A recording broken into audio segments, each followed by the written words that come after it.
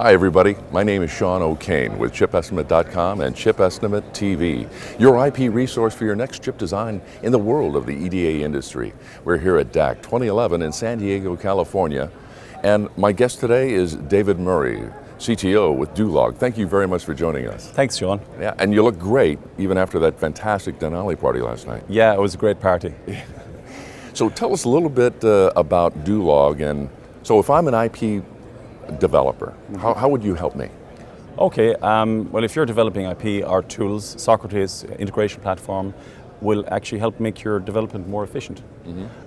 So, for instance, it will increase the quality, it'll improve development productivity, and it'll make your IP easier to integrate for your customers. So it makes it more efficient? Yes. Okay. Could you expand a little bit about that, about Socrates? Okay, so with Socrates you can capture IP metadata. It's formalizing it, it's standardizing the interfaces, the hardware and software interface. And from that then you can auto-generate a lot of different collaterals. So for instance, you can auto-generate your programmer's view, your verification view, your RTL view, and all these views can be they're basically synchronized, which means we're increasing the quality. They're all synchronized, increasing the quality, and it's correct by construction. That's a good point. High quality is always an issue, and what you're doing is elevating that to another level. Yes. Yeah. We like our tools remove whole categories of bugs when it comes to the hardware-software interface, for instance. Yeah, go ahead. I'm sorry. Yeah, no. It's what they do is by doing things correct by construction. It means that, and the synchronization. It means that there's no misalignment between the different teams, which is a big problem when it comes to IP development. Would you like to show us an example? Yeah, sure. Okay. So I'm going to show you a demo of Socrates Bitwise. So here inside in Bitwise we see an IP library. It contains many IP. Here's the USB 2.0. Here are the different registers in the USB 2.0 and its memory, the memory map. Registers have different bit fields, so we can enter this information. We can make sure it's correct. But if you make any mistake, Bitwise is going to catch the error, fix the error. So this is a correct by construction type of specification.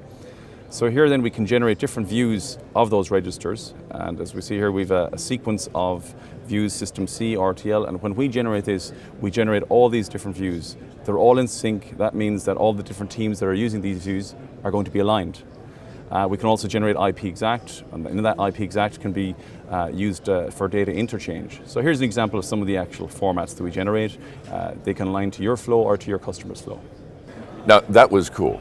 That was great. So tell me a little bit about IP-Xact and what's going on there. So IP-Xact is the standard for packaging your IP and storing this formal information, IP metadata. So there's a lot going on in the IP-Xact. It's under Accelerate at the moment. So there's a lot of people working to bring the standard to the next level, and we're finding it a very good format for IP interchange. So some of our customers will give us IP-Xact. We can immediately bring this into Socrates, and from there again regenerate all the different views.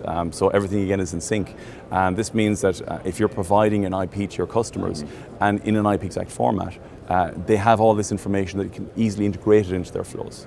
So we're currently doing a lot of work, as in Duolog is working currently in a working group called the IP-Xact Best Practice Working Group. And there we're trying to standardize the interfaces that IP developers would use to package up their IP-Xact, meaning they're more interoperable in many different design flows.